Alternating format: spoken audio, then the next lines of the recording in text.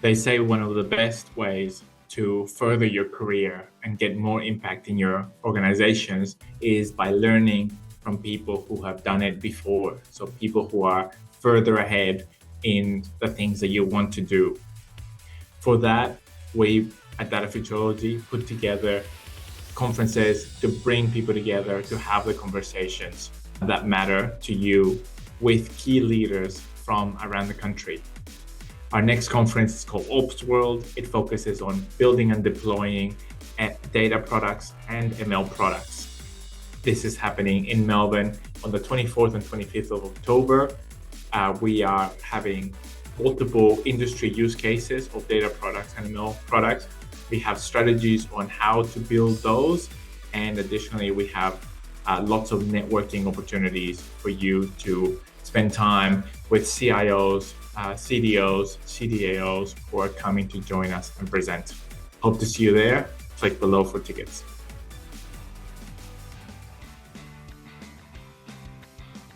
I'd like to say a big thank you to our sponsors, Talent Insights. Talent Insights are Australia's leading specialist data recruitment business.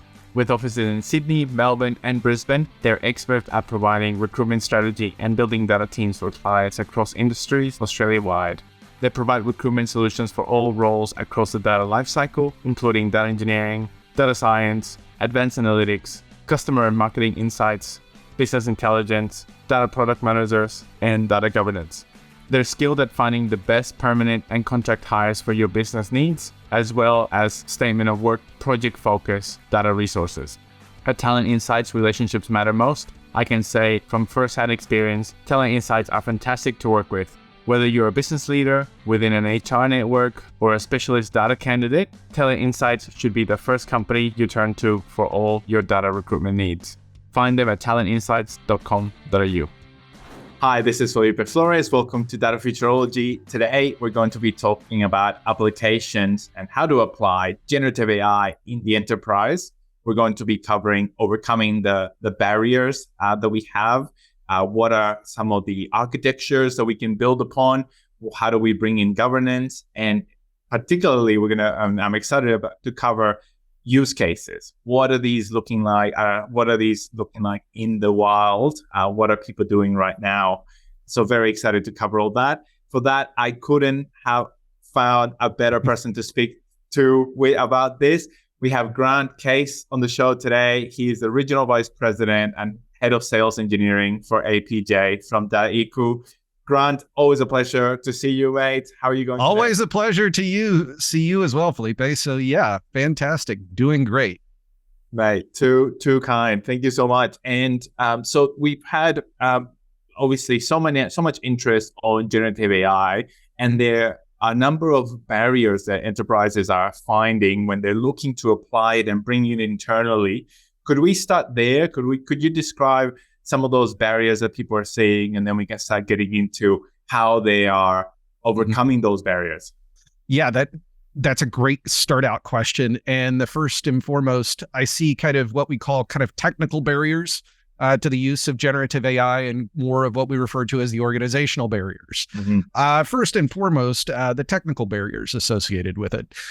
Depending upon your industry, you may have a need to keep data present within your organization versus shipping it out. So first and foremost, if I am an organization that's not in the cloud today, guess what? I got to go buy GPUs. If this large language model thing is interesting to me, if you want to do anything with this stuff at scale, other than playing on your laptop, guess what? You're going to have to find some A100s or some H100s from NVIDIA, and I hope you've got a good partner in that to go find that hardware for you.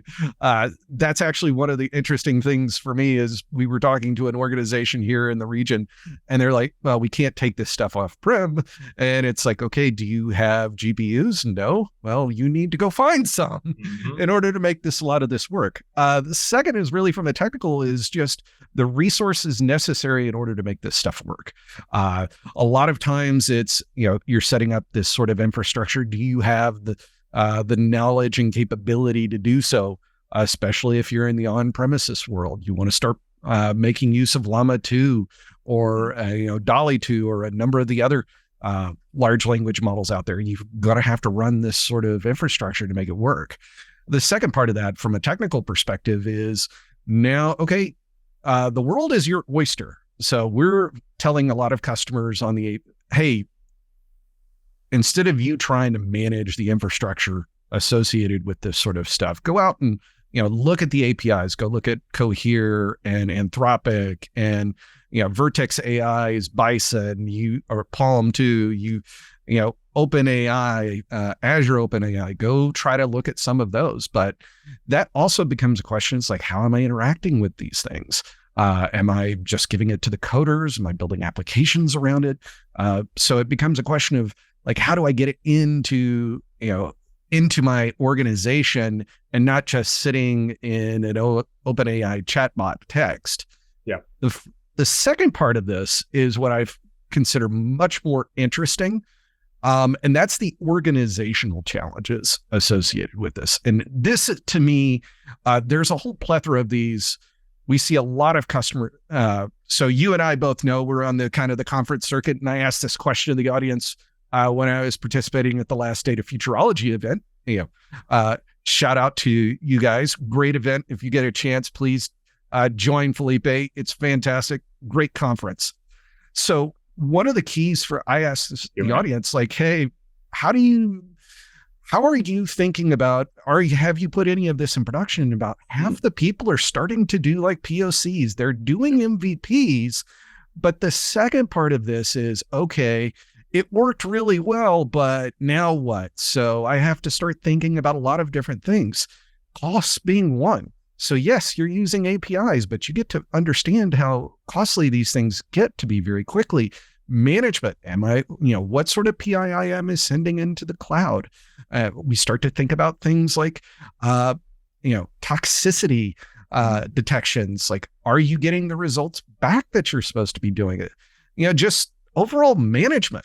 There are so many different, I'm thinking like, we did Azure Vertex, OpenAI, the AWS Bedrock, Snowflake's getting into the game, Mosaic ML that got bought by Databricks. All of this is coming in. And then we've got this whole vector stores components. Like, how do I infrastructure manage all of that? But to me, also, it comes back to, in effect, a lot of auditing, right?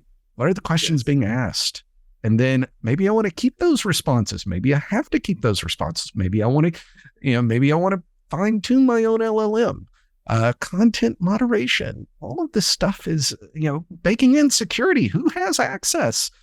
Those are on the minds of all the CDOs, especially as the CEO has, popped open OpenAI. Probably one of your one or more vendors has come in to show their wares to the business team. Now this is all sitting in the CDO, CIO's laps, and they're having to think, okay, what do I do next? Yeah, right. And that's the thing. There's so much interest.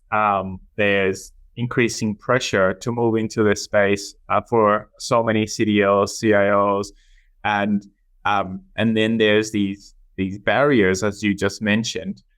So what would be the easiest way for enterprises to start to adopt it in a way that they are looking forward to productionization, and that they are, trying to improve the truthfulness and the reliability? So what would be kind of the easiest path with longevity that people should consider? Absolutely. Of course, purchasing Dataiku, that would be great. Yes. But I think one of the keys for organizations, as I think about this, is I always come back to, second habit of highly effective people from Stephen Covey. It's begin with the end in mind. If our mind is going to production, we need to be thinking, broadly about all of these different factors and what are the trade-offs associated with this. So the organizations that are doing this well right now, and again, perhaps there's a lot of FOMO right now, a lot of fear of missing out of what's going on, what's happening. Good news. I know probably 2 or 3 organizations worldwide right now that we're working with that have anything, what I would consider quote unquote, in production today at scale. So again, this stuff is very new. So don't feel as though you have to leap into the abyss because your organization is behind. We have a lot of these organizations. I was talking to one, very large, well-known Australian brand here, and their organization has 5 different businesses. And they have multiple use cases, and they're trying to figure out, okay, how do we do this? Well, the first thing to understand is start to plan, right? Think about kind of the surface area and the footprint of what you're trying to do. I'm telling customers right now, best place to start with large language models. Number one, start with your hyperscaler. You're likely, if you're here in Australia, you've already got a cloud, likely have a cloud vendor. If you're somewhere outside of Australia, maybe you have a cloud vendor you have a preference for. You've already spent the time, energy, and effort. Your legal team has spent 6 months writing up, dotting I's and crossing T's. Go leverage that contract, right? So use that LLM right there. Start there. The second is start to become sophisticated and understand who are the use cases that we want to apply this to.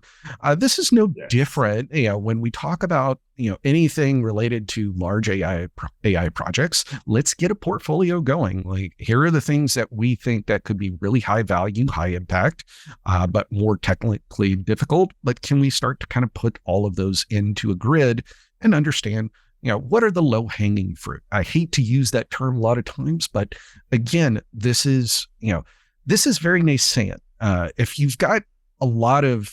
you have an SI or a GSI coming into your organization or consultancy, guess what? They've likely only done this maybe, they might have 3 or 4 months worth of engagements. So again, they're not going to be that much more ahead of you, but finding a partner who's kind of done this sort of thing, or at least started to experiment, great way to, continue to leverage someone else as part of this process.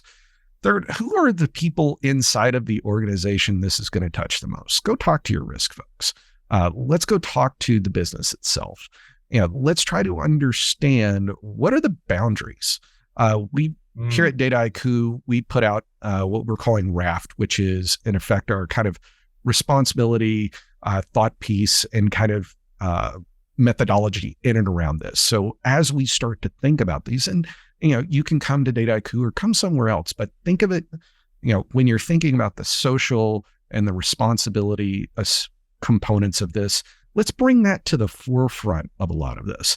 I always say you don't want to sit up on the front page of the Sydney Morning Herald because you did something wrong and everybody goes back and looks at you like, why did you do that in the beginning?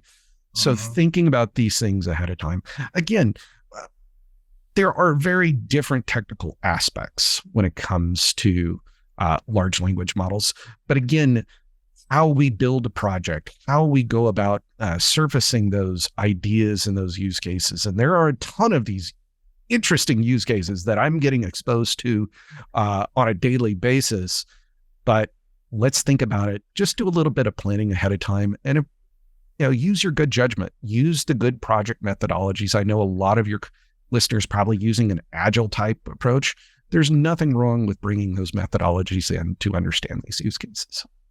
That's great. That is great. And yeah, I think that there are a lot of good fundamentals that we have in ML products and AI products and deploying those, that we shouldn't throw them out. No, absolutely not.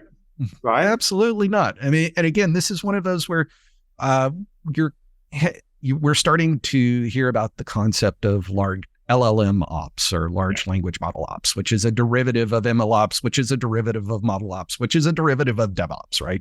So we continue to do these derivatives. The key though is it's pretty consistent. Maybe we're adding a few elements. When we're talking about large language models, we have to think about toxicity and the content that's coming out of it, but we also have to think about maybe a little bit more that, about hallucination, which is something on, if you ask anyone, that's the one fear everybody has. And, it continues to happen. It happens to all of us that are using OpenAI, right? Or any other large language model. But again, why not just try to think about this in a much more in a logical fashion. And again, the principles that you've been applying don't change really that much. We have little nuance, but not terribly different from a project management standpoint. Exactly right. So it's definitely keep leveraging the good fundamentals that we have around Absolutely. our products. That because there's a new hype, it doesn't mean that we throw any of that out. Absolutely. Yeah. And then, so I wanted to ask you about the identifying and picking use cases for people to do LLMs. So we spoke about some of the considerations, but what are some ways that people can start to prioritize what they can choose, what they can go for, or start to to either generate ideas or use of LLMs and then choose which way to go? That's a great question. So in my role as both the regional vice president of sales engineering, I'm also one of our experts as part of what we call a generative AI expert group inside of Dataiku. And what we're seeing right now is we've seen kind of three patterns begin to emerge. The first one is kind of structure, use cases around structure. Think of this as this is the blocking and tackling of a lot of the NLP use cases we've seen in the past. So things like classification, entity extraction, whereas models, there are a number of models that we've done in the past that have a very good performance. Guess what? LLM blows it all out of the water. In effect, we're releasing in our next release of Dataiku is, we're fundamentally kind of redoing a lot of the NLP to make use of these typical NLP use cases to make use of large language models. The second is what we're referring to as more generate. I like generate as I think this is where a lot of the future of large language models is coming from. And it's turning kind of predictive analytics on its head and using predictive analytics with content generation. So let me give you a good example of this. So perhaps I'm a private wealth manager for a number of clients. And my job is we have a new product that the investment bank has put together, and I have a lot of high net worth individuals I should go out and try to prospect with this product. I can start to take some of those machine learning algorithms, things like recommender systems, doing traditional machine learning as part of a process to help me rank a set of customers, take perhaps their information, what are their risk tolerances? What does their portfolio look like? What is their amount of investable income? And give that to a large language model to start generating content for my outreach as part of that. Could be an email, could be a letter, but the individual here has the ability to quickly generate a lot of personalized content for individuals. I think this is where probably the biggest bang for the buck you're going to get in terms of productivity gains for customers and going into the future. The third pattern is what we call answer. And this is probably the one everybody wants right now. This is, I have a bunch of documentation. I have no idea but to deal with it, but search is very cumbersome. I need to ask questions of those documents and get results. Guess what? Large language models are absolutely the answer for this. But it also it's also become its own little beast. What we're referring to, you'll hear the concept retrieval augmented generation, or RAG. So RAG is a methodology by which we can start to build out these sort of data stores so that people can ask these questions and get responses. So really, those are the three main kind of patterns we're seeing. Inside of those patterns, you have everything. I'm seeing an interesting one on Generate that just came across. There is an insurance organization that has people that have to go out and survey. So perhaps you're going into a manufacturing plant, right? But you're an insurance surveyor and you're trying to understand I need to understand everything that's going on inside of the plant, but I have a list of questions that I need to answer, not only for my own quoting and my organization's quoting, but what goes to the reinsurance company, right? So I have to make sure that I'm generating the correct content so that it goes out. So we're looking at this organization to help them with a large language model to do that. Because again, not every surveyor is of equal capability in terms of what they're doing. Large language models can help in that. We're starting to see a ton of RAG use cases. One of our customers, LG Chemical, just presented about this at our Everyday AI New York conference last week. This is a health and safety. All of their health and safety, they're making their information available in all their health and safety rules and regulations and books, all available in a RAG to start asking the questions. Guess what? All of that is in Korean. So it's not even in English. And that's the brilliance of a lot of this stuff. It doesn't even have to necessarily be in the language of your or English languages to begin with. You can start to converse. Beyond that, we're starting to things like financial analytics. So how can I start to ask questions of my financials? So this is great for folks that are starting to, how do I start to deal with my numbers? Supply chain optimization, starting to ask questions around the supply chain itself. We're seeing things inside of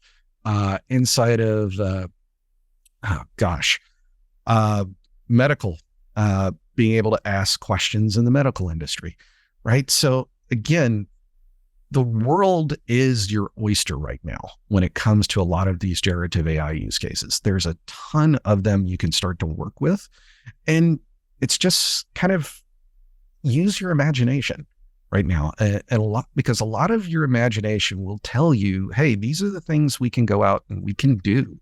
I mean, and if you're thinking about it, if you can think about it right now with LLMs, good chance somebody might already have done something similar, or at least starting to think about it. So again, whether you're in marketing, whether you're in finance, whether you're in, customer reviews, survey analyses, again, all of this is blowing up right now. And all of it's because large language models are opening the door for it. So a long-winded answer to your question about all of these use cases, but again, all industries, any function, LLMs likely have, some are going to be more important or some better value than others, but gosh, I can't think of any place that won't be impacted by LLMs. Yes, right. And I really like the categories that you described around the NLP type use cases, or at least what we used to think about it as NLP that can be done better. The generative ones in terms of how creating customized content, and then the summarize and ask questions and being able to have that interaction when it comes to search. I think they're fantastic ones. So I know you mentioned some of the at least some use cases there. Were there any use cases that we can go into a little bit deeper in terms of how the idea or product came about, their productionization, and then what the adoption or uptake has looked like? Well, again, I think as most of these are, they're POCs and MVPs. Yes. So know that a lot of these things, again, they're starting to roll out. We can talk a little bit about the LG Chemical example. This started off as a set of conversations with that organization a couple of months ago, as they started to understand. Again, they're looking at the landscape, just like most of your listeners. Like, okay, where can we start to apply these? So if we think about that project methodology, we sat down and it's like, here are the potential use cases where we might apply this within our organization.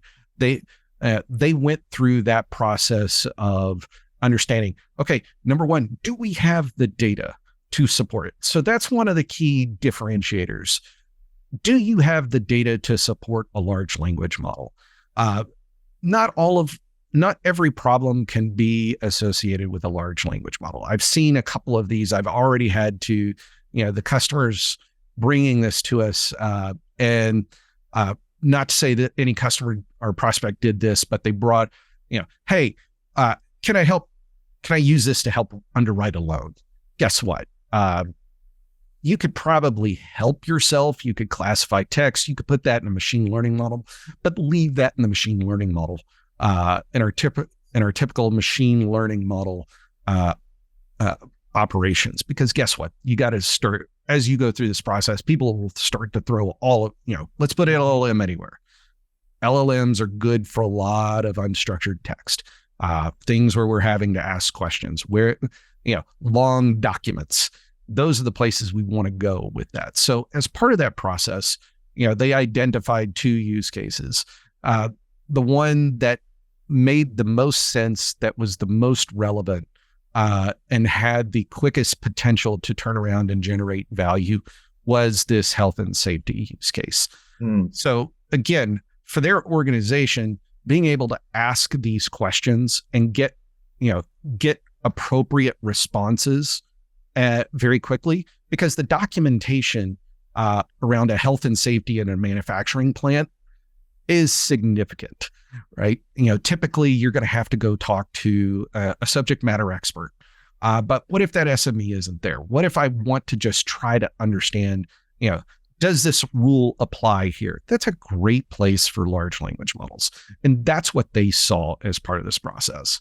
So they started to develop out this use case of, number one, making use of kind of that third pillar, that answer, by building a retrieval augmented generation. I won't bore everybody with the technicalities behind it, but it's a pretty simple setup at this point. You're taking a set of text, you're encoding it into what's known as a vector store or a vector database. Then you're just querying that just like you would query Google. It's returning a bunch of documents to the large language model that then sets the context with your question and answers it. Very simple in terms of kind of how you put that together. Most of the technology, all of the technologies exist, and every vendor right now, including ourselves, are trying to make this easier, because again, it's very quick. And the value is they're putting this as part of one of their web apps. So it's just web API calls, so that anybody within their intranet today can start to ask those sorts of questions. There's designs on where we may take this elsewhere. So is it, more mobile apps? But that's one of the benefits of all of this. Most of it's built on APIs. So it's going to slide quite nicely into a lot of the existing application stacks out there today. And again, as the audience we saw at the last summit, Data and AI Summit, half the people have already started to mess with this. So I'm bullish right now on a lot of use cases starting to come out, especially in the next year, that will start to hit some sort of scale. I've been doing this for 20 years, both on the client side and on the vendor side, and I have never seen any technology hit it this fast in the enterprise. Most, maybe with 2 or 3 or 4 years, it might, but in a matter of months, where it's amazing how much, we already expect out of this technology. And that's the crazy part. If you and I went back a year ago and and I told you could do this, I'd be like, you're kidding, right? There's no way. There's no way. Yeah. Yes. Yeah. Literally. Yeah. It is mind blowing. It is mind blowing. And I wanted to maybe ask you a bit more that goes back to the name of the conference that you mentioned that you guys just had as Dataiku. And that's one of the things that I love about Dataiku, that your vision and so much of what you push for is for everyday AI. It is to empower everyone in an organization to be able to build and deploy AI. And one of the reasons why I love that is that's the way to unlock the power of AI and to really transform, revolutionize the organizations with this wonderful technology. Like it needs to be more than held in by more people than kind of very technical data scientists. It needs to be in the hands of everyone. You made a great point there, and it's when I kind of think back to kind of the beginning of the open source era. It was the cathedral and the bazaar, right? Cathedral, do you have a lot of priests who bless this stuff? And absolutely, you need people that understand this technology in a way so it can be governed and deployed appropriately.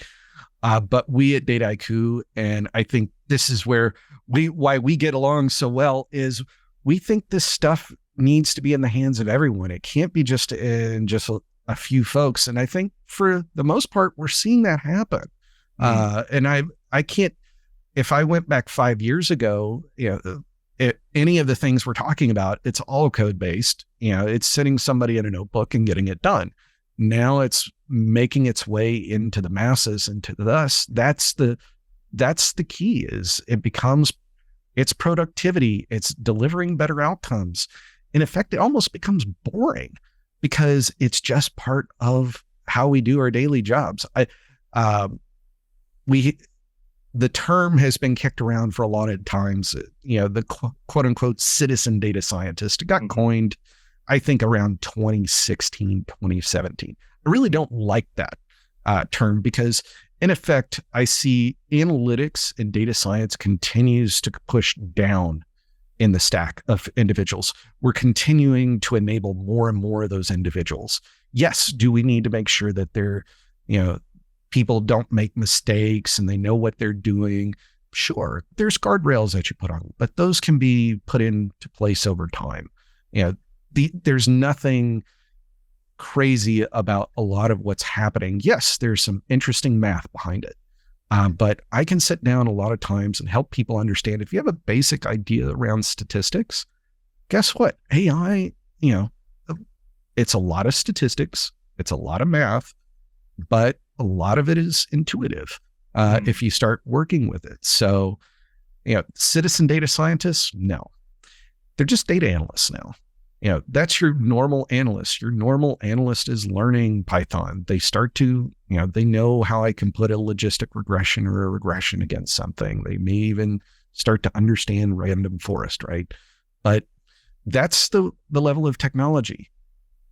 Technology is just going to make it easier, faster, and cheaper for all of us. And that's a big win. We can go do more interesting stuff in the meantime. Exactly. It's a huge win. And it's going to come across sort of every application and every type of technology that we use, every problem. So that's amazing. And I also wanted to ask you, and what could people find on the Dataiku website when it comes to generative AI or ways that they can start to think about this, start to implement? What are some of the things that people could find there? Oh, absolutely. So dataiku.com, DATAIKU, think data, which has a lot of could be very messy, and haiku, which is succinct and concise and brings meaning to everything. So Dataiku. On the site, you'll find a lot of information around generative AIs. Starting first with, we started a boot camp series. There's 4 sessions out there. We have videos discussing different aspects of that, bringing in interesting speakers like Stephen Coe, talking about a lot of large language models. He's doing a number of use cases. So on the site right now, we have 16 different use cases to help you kind of wet the palate, right? So get you to help think about these different ways you might apply LLMs. In addition to that, we're talking about the different elements of what are the different levels of all of these LLMs. Where are you starting with? So classification, then prompt engineering. And then we start talking about things like RAG, and then ultimately fine-tuning embedding. These are all terminology. If you want to be on the forefront right now, or at least start to catch a lot of this stuff, you should be learning a lot. And it's not just at Dataiku.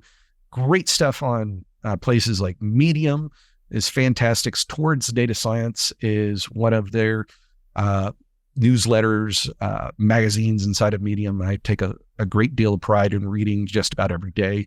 In addition, we start thinking about, how you might start to deploy this stuff. And again, it's not just us at Dataiku.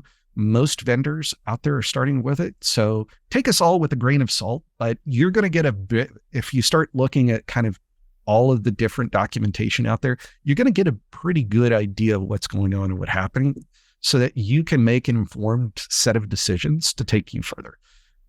Again, the keys for me right now, this is incredibly exciting stuff. Like some of the most exciting stuff I've seen in the last, decade, right? Yeah. Second, you're not alone. If you're thinking, man, it's all crazy, I don't know what to do yet, right? It's okay. There's lots of time in this case. This stuff, even the models themselves change, pretty much on a monthly basis. So when I started talking about this, Titan was one of the big ones they were talking about. Then we started Llama 2.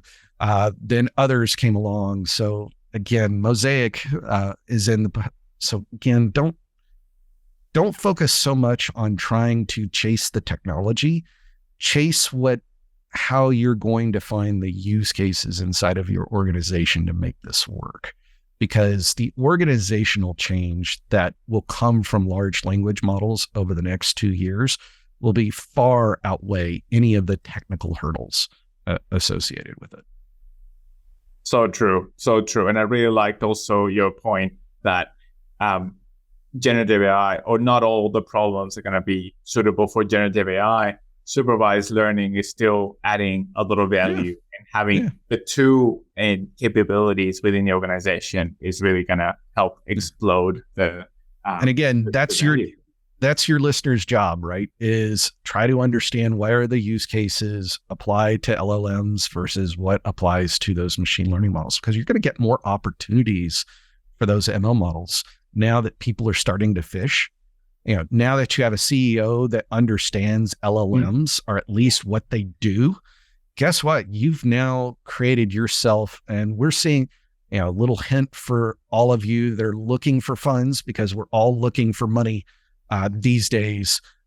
When purse strings are tight, use this capability to, not only experiment, but push the rest of your agenda. LLMs with other machine learning, with other data projects, it's GIGO, garbage in, garbage out. So if you're trying to think about how do I put together a program, and I've seen this in a couple of organizations already. They're using LLMs to help promote the rest of the strategy itself. And that's just good, just good business sense. I love it. Mate, I think that is an excellent note to end on. I want to thank you so much for coming on the show, taking the time to walk us through this amazing field, all of the developments, the use cases that you're seeing, how people can identify them, and the fact that we have to think about productionizing these, and that people are not alone. I think all amazing takeaways. Brad, a pleasure as always, mate. Thank you. Always a pleasure, Felipe. Love to talk to you. Thanks so much. Thank you, everyone. Thanks for watching this video all the way to the end. I hope that you got a lot out of this discussion. And if you're watching on YouTube, please like and subscribe to the channel so more people can find out about the challenges that leaders have in the analytics and AI space. And that's what we're trying to share in Data Futurology. So please like and subscribe. And if you enjoyed today's episode, please tell your friends. Thank you so much.